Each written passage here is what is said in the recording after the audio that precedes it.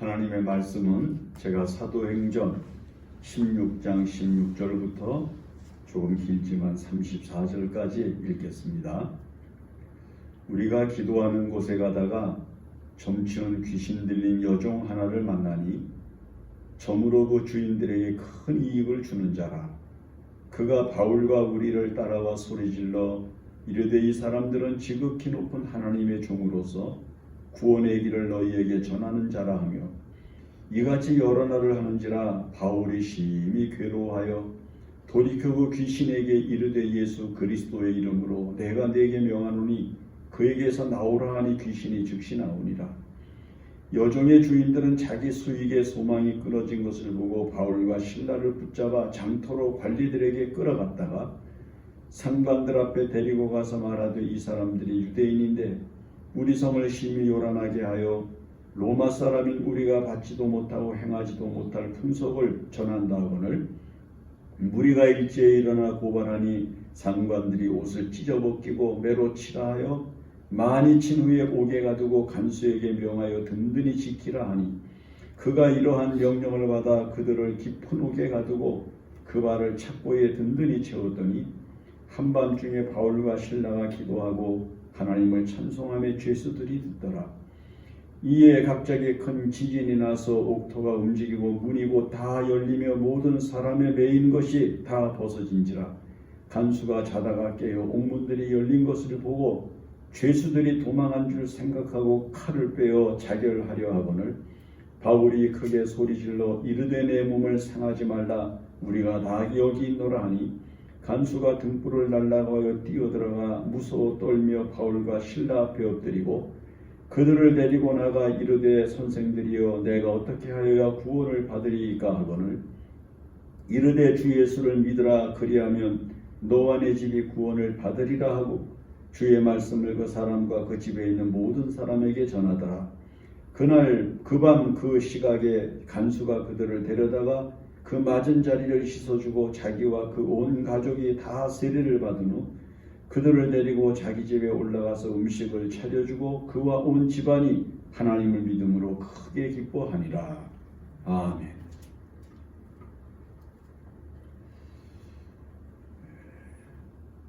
우리가 살면서 많이 경험하는 거지만은 세상이 내 뜻대로 안 된다고 하는 것을 많이 깨닫게 되는 일들을 만납니다.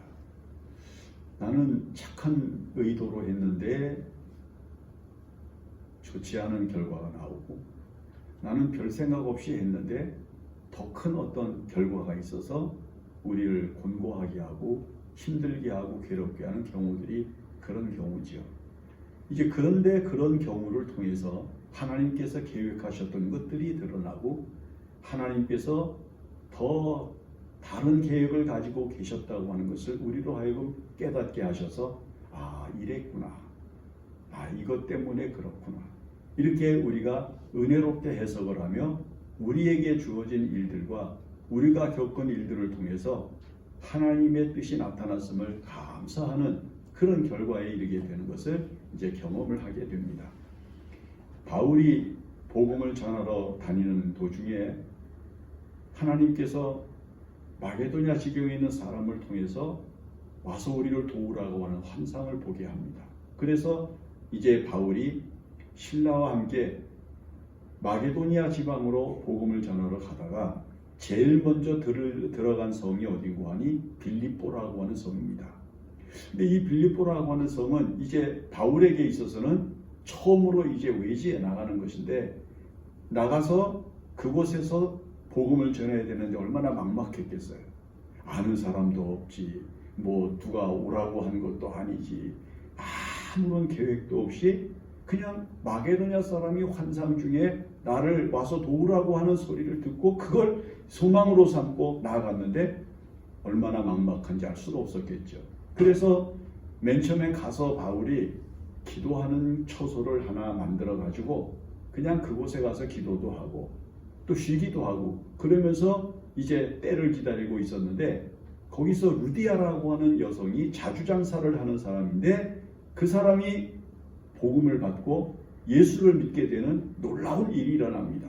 그러니까 바울로서는 얼마나 큰 소망이 생겼겠어요. 야, 이제 빌립보에서 교회를 세울 수 있게 되는 거 아닌가?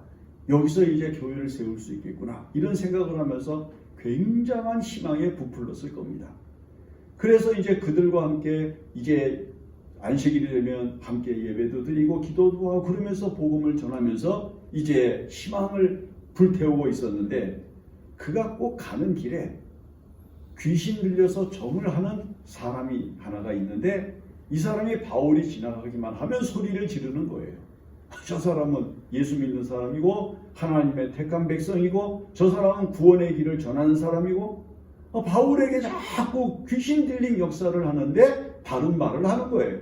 바울의 그 얘기를 들을 때 다른 데 같았으면은 뭐 즉시 달려가서 안수를 하고 기도를 하고서 사탄아 물러가라. 그리고 귀신을 내쫓아 버리고 그 사람을 온전하게 만들어 줬겠죠.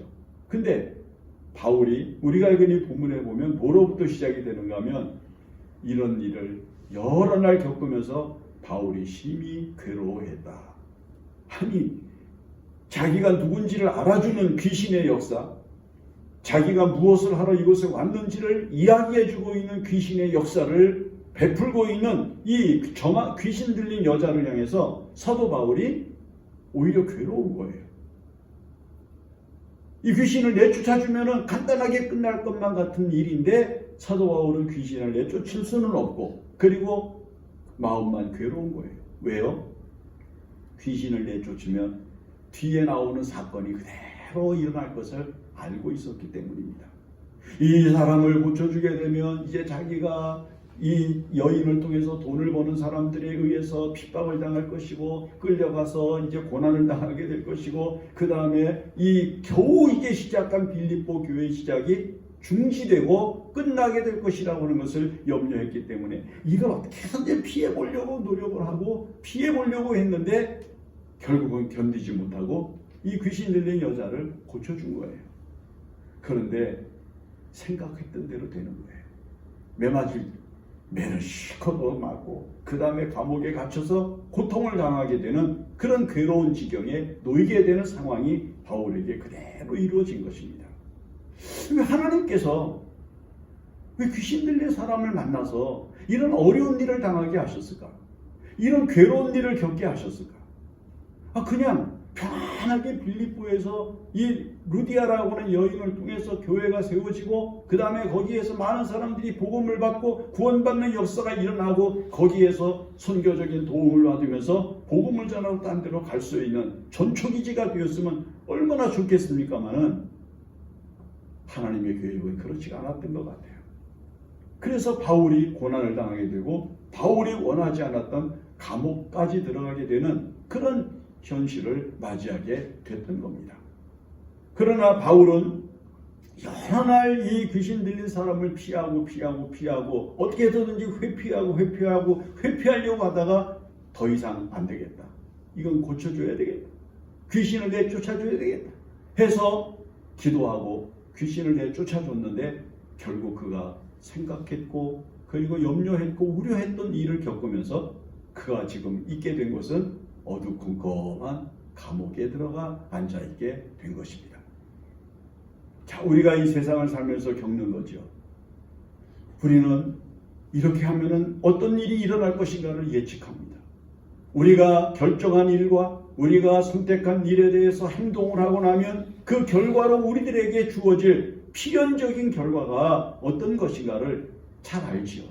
그래서 피하고 어떻게 해서든지 관계하지 않으려고 그러고 어떻게 해서든지 상관하지 않으려고 얼마나 노력을 많이 합니까? 인간의 지혜는요 분석할 줄 알고 판단할 줄 알거든요. 그래서 내 생각을 의지하면서 더 좋은 합리적인 생각을 붙이고 그 다음에 더 좋은 방안을 붙여가면서 그것을 합리화시키면서 내가 이래서 이걸 안 해도 되는 거야.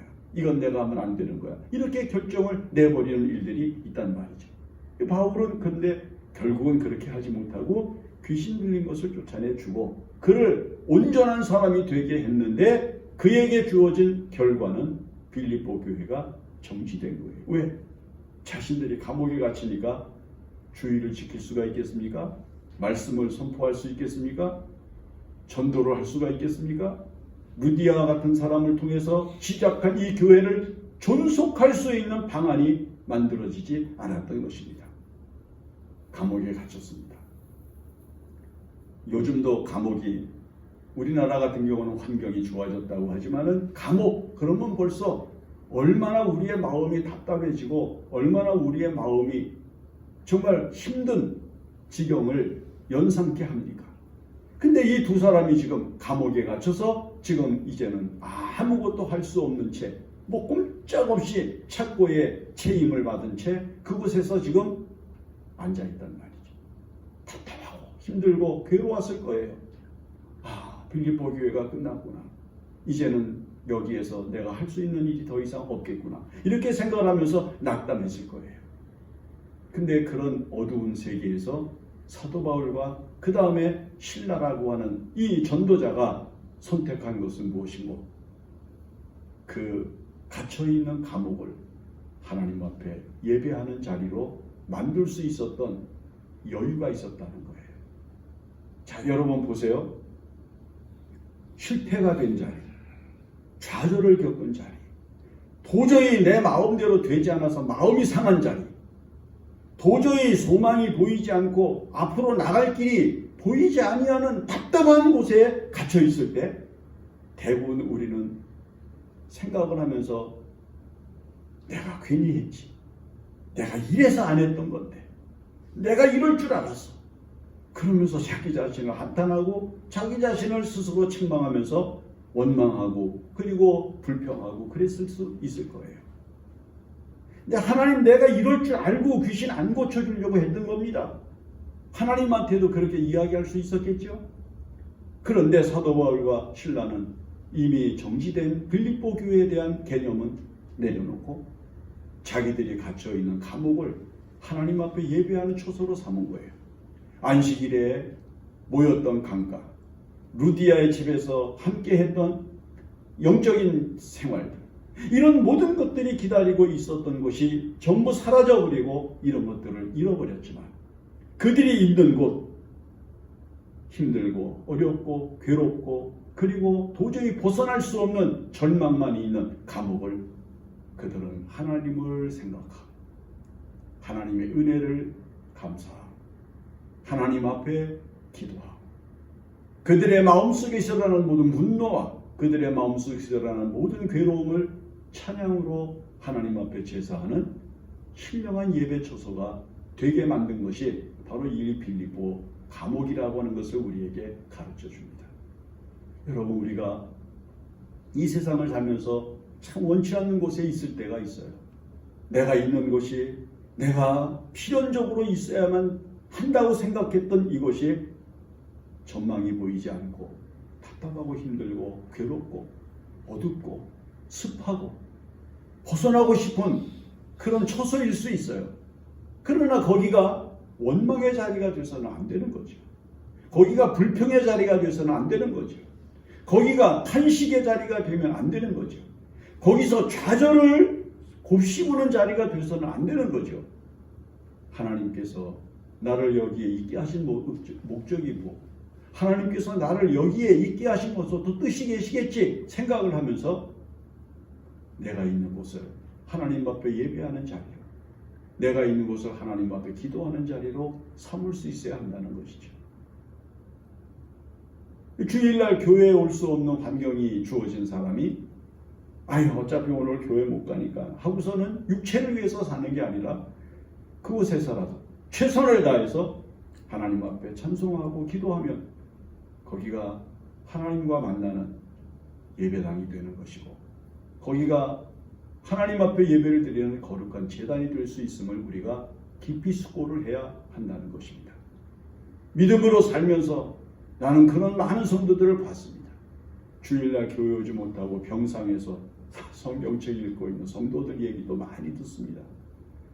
다른 환자들 때문에 찬송을 부르지는 못하지만 조용히 찬송가 가사를 읽는 듯 조용히 찬양을 속으로 하면서 하나님을 생각하고 하나님의 보좌를 바라보고 하나님의 은혜를 구하는 그런 믿음의 자리로 만드는 사람들이 얼마든지 있는 것을 볼 수 있습니다.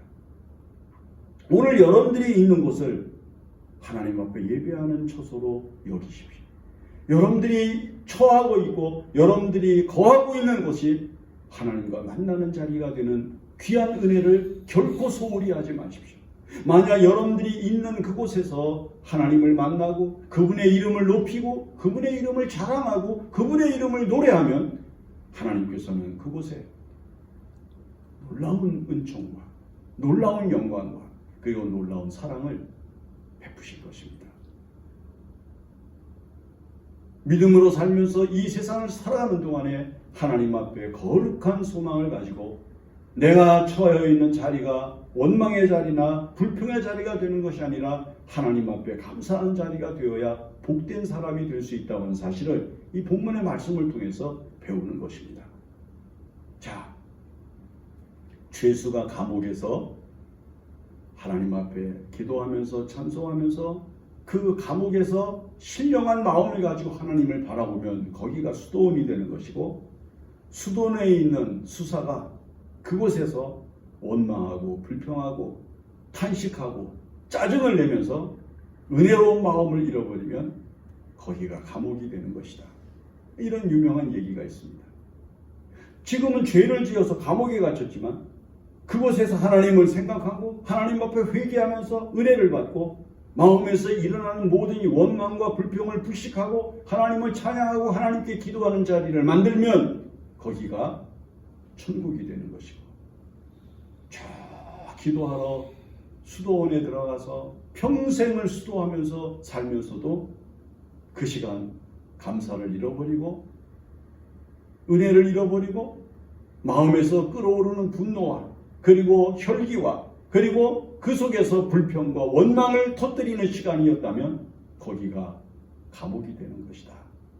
이런 생각을 해보면 우리가 하나님 앞에 있는 존재로서 내가 있는 곳이 하나님 앞에 예배하는 거룩한 예배 초소가 되는 인생을 산다고 하는 것은 평생의 은총이고 그리고 어디에서나 예배하며 살아가는 거룩한 기쁨을 갖게 된다는 것을 우리의 마음속에서 늘 생각하며 그것을 주목해야 한다는 겁니다. 자, 그러면 왜 하나님께서는 이 귀신 들린 사람을 고쳐주는 것 때문에 빌립보 교회 예배가 중단되게 하시고 복음 선포가 중단되게 하시고 이것이 무산되는 것 같은 절망을 느끼게 하시고 사도 바울을 깊은 감옥에다가 쳐넣으셨을까요? 그가 하나님 앞에 찬양하고 그가 하나님 앞에 기도하는 순간에 일어난 사건을 보십시오. 지진이 난 듯 감옥이 흔들리고 문이 열리고 그 다음에 죄수들을 묶고 있었던 모든 착고가 풀어지면서 그들에게 자유가 왔어요. 그래서 자유가 왔으면 사람들이 도망을 가야 되는데 도망을 가지 아니하고 다 거기 있었거든요. 잠을 자고 있었던 간수가 소란한 소리에 깨어서 보니까 문이 열렸죠. 그 다음에 죄수들이 착고에 묶여 있어야 되는데 풀려 있는 것들을 보고 죄수들 가운데 도망간 사람이 있을까? 자기가 관리를 잘못했을 것이라고 하는 생각을 가지면서 스스로 목숨을 끊으려고 자결하려 하는데 바울이 말합니다.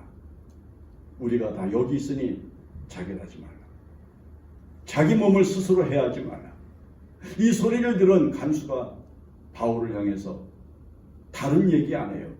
선생들이요, 우리가 무엇을 하여야, 내가 무엇을 하여야 구원을 얻을 수 있습니까? 이 사람은 그 잠깐 동안에 벌어진 상황에서 무엇을 보았나? 이게 단순하게 육체적인 문제, 인간적인 문제가 아니라 이게 하나님의 일, 이게 복음에 대한 이 바울이 감옥에 갇히게 된 이유가 됐던 복음에 대한 가치로 마음속에 받아지는 놀라운 영적인 은혜가 일어난 거예요. 그래서 구원이라는 말을 써요. 선생들이요, 내가 어떻게 해야 구원을 받을 수가 있습니까?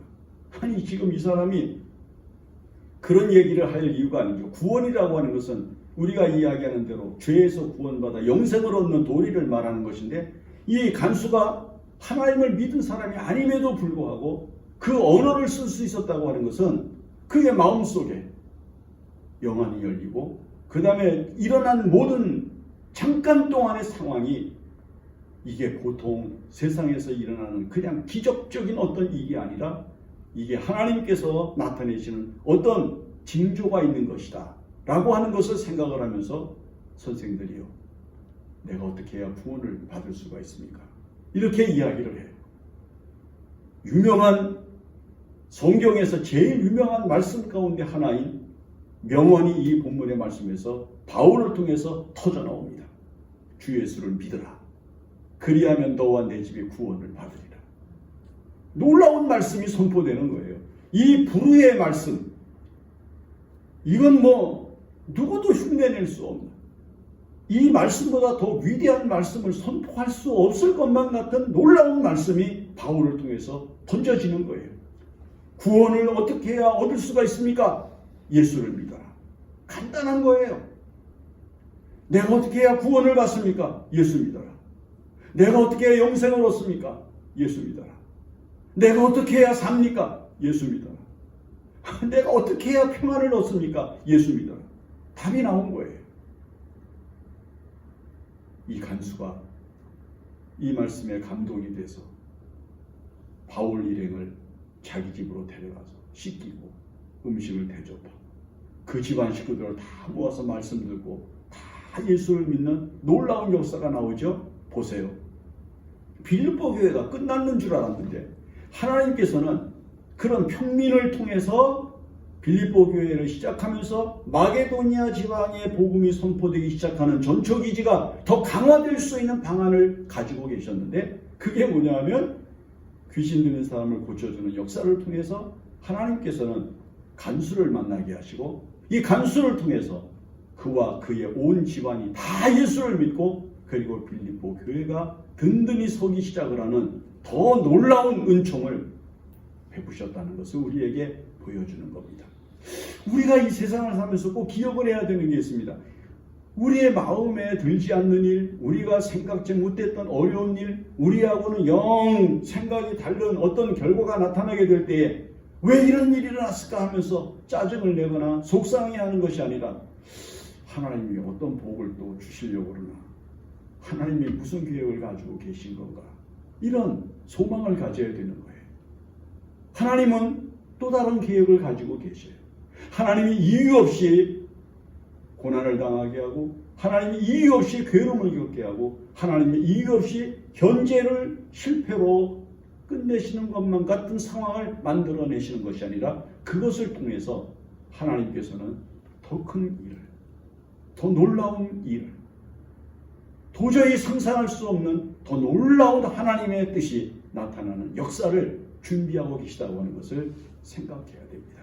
그러므로 지금 내가 만약 고난을 겪고 있고, 지금 내가 내 마음대로 되지 아니하고 어쩐지 잘못되어지는 것 같은 원망 같은 그런 어떤 아픔이 있다면, 이게 하나님께서 우리를 내던지시는 그런 시험이 아니라 그것을 통해서 더 큰 은혜를 주시려나, 또 다른 계획을 세우게 하시려나, 더 놀라운 사랑을 나타내게 하시려는 하나님의 큰 은혜가 있는 계획이라고 하는 것을 생각하면서 기대해야 됩니다.